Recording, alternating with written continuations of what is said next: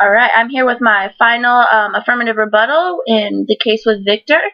So I'm going to sum up the reasons why I believe that I am winning the argument that we're having right now on primary and secondary education reform. I believe that the government fully needs to get involved in the educational reform to pick up where the states are currently lacking at their duties. I feel like when a state is not completing what it should, that it is the government's job to step in and take over and take control.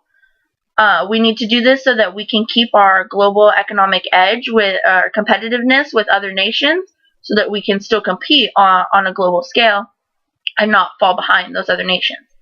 The government should control all the spending and standardize all the educations, because it's the easiest and most financially responsible way to keep track of student progress and check and make sure that they're accomplishing the goals that we need them to accomplish in this education system.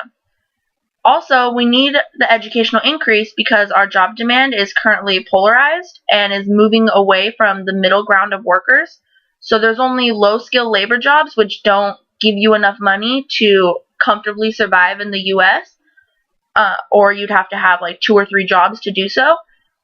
And then there's also a demand for higher skilled jobs where you need this increased education to have these jobs, and there's no middle ground really for jobs. You're gonna need skills.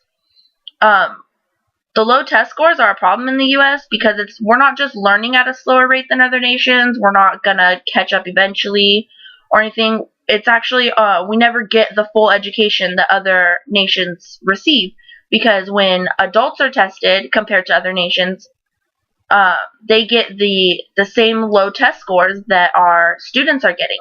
So it's not just a problem within our school system, it's a problem that spans into adulthood and could greatly affect our entire economic future as a whole.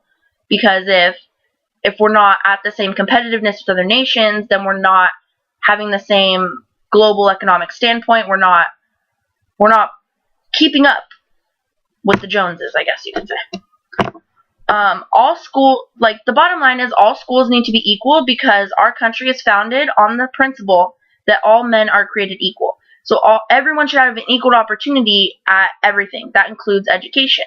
If we're not going to give people an equal opportunity, that's just purely unfair. We can't just say, oh, well, you live in a poor neighborhood, you deserve this lesser education. That's just not fair. That's not how our country was brought up. That's not something that we should stand for. We should be responsible for all of our citizens, and I believe that it is the government's duty to step up, take action, and take control.